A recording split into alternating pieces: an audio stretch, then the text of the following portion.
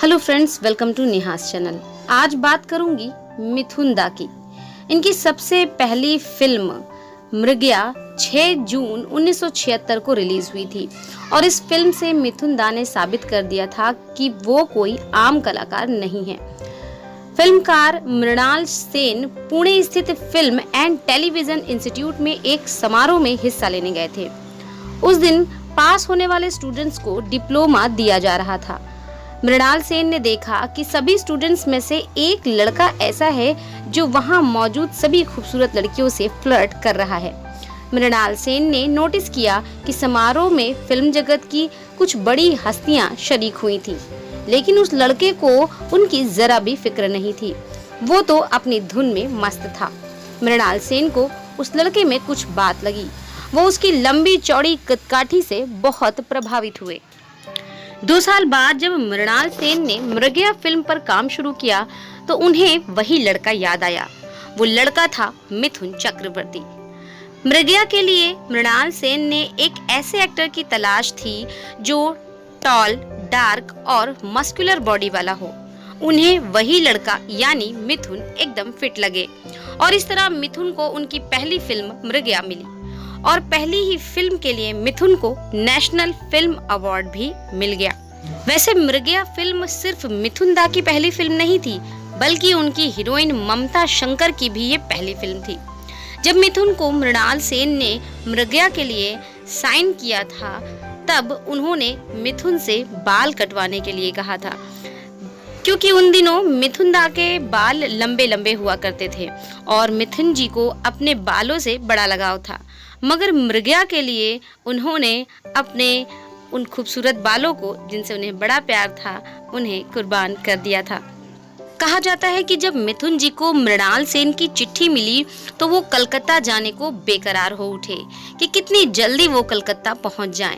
आखिरकार उन्हें हीरो का रोल ऑफर जो हुआ था और कोई भी कलाकार ऐसा मौका किसी भी सूरत में गंवाना नहीं चाहेगा।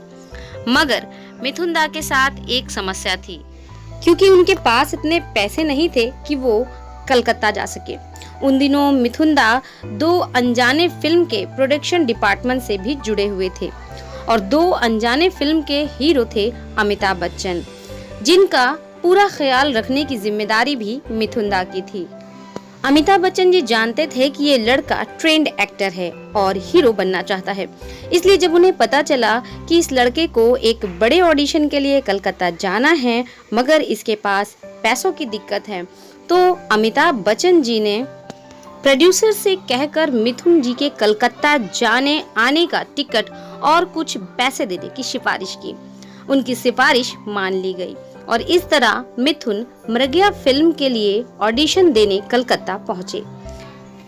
वैसे मिथुन दा ने 2 अनजाने में भी एक छोटी सी भूमिका निभाई थी। वो फिल्म में अमिताभ बच्चन के पड़ोसी के रोल में दिखे थे और 2 अनजाने फिल्म मिथुन की दूसरी फिल्म बन गई थी। इसी फिल्म से जुड़ा एक किस्सा और आप लोगों के साथ शेयर करती हूँ कि मिथुन दा ने साल 1976 में फिल्म फेयर मैगजीन को दिए एक इंटरव्यू में कहा था, एक्टर बनकर क्या करूं, भूखा मर जाऊं, फुटपाथ पर रात गुजारूं और भिखारी बन जाऊं। ये शब्द थे मिथुन दा के। दरअसल पहली फिल्म मृगया से मिथुन दा को नेशनल फिल्म अवार्ड मिला था, लेकिन उस फिल्म से मिथुन दा को कुछ कमाई नहीं हुई थी। बकौल मिथुन, मृगया रिलीज होने के 2 सप्ताह बाद मेरी हालत पहले जैसे ही हो गई थी। मेरी जेब में फूटी कौड़ी भी नहीं थी। मेरी हालत इतनी बुरी हो गई थी कि 2 दिन तक मुझे भूखा रहना पड़ा था। वो तो किसी ने मुझे बताया कि मृणाल सेन मुंबई हैं और मैंने जाके उनसे मदद मांगी। दरअसल मृगया के बाद मिथुन दा की कुछ ऐसी फिल्में आई थी जो बहुत से लोगों को पसंद नहीं आई थी। वो फिल्में थी मेरा रक्षक, तराना और सुरक्षा, भयानक। कुछ लोगों ने मिथुन की आलोचना की और एक नेशनल अवार्ड जीतने वाले एक्टर को इस तरह की मसाला फिल्मों में काम करने की आलोचना की, जबकि किसी को ये परवाह नहीं थी कि नेशनल अवार्ड विनर जीतने वाले इस एक्टर की जेब में एक भी फूटी कौड़ी है कि नहीं, पेट में रोटी है कि नहीं। इसलिए जब फिल्म फेयर मैगजीन के उस इंटरव्यू में ये बात आई तो मिथुन दा बिफर पड़े थे। उस इंटरव्यू में मिथुन दा ने काफी कुछ अपने हालात बयान किए थे। मिथुन दा ने कहा था, मुझे मेरी माँ के गिरवी रखे गहने छुड़ाने थे।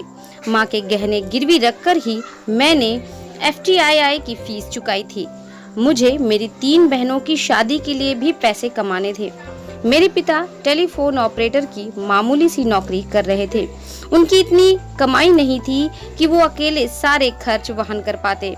मैंने अपने जीवन का सबसे बुरा समय देखा था। मेरे पास खाने के लिए पैसे नहीं थे। मैं प्रोड्यूसर से मिलने के लिए भी अक्सर लंच के वक्त जाया करता था ताकि वो मुझे भी खाना खिला दे। सो फ्रेंड्स, ये था आज का वीडियो। उम्मीद है आप लोगों को वीडियो पसंद आया होगा। वीडियो पसंद आया है तो लाइक, शेयर और कमेंट करना बिल्कुल भी मत भूलिएगा कि क्या आपको मिथुन दा की ये स्टोरी पता थी तो भी कमेंट करिएगा, नहीं पता थी तो भी कमेंट करिएगा, मुझे बहुत अच्छा लगेगा। और मिलेंगे अगले वीडियो में, तब तक के लिए हंसते रहिए, मुस्कुराते रहिए और हमेशा खुश रहिए और एक पेड़ ज़रूर लगाइएगा।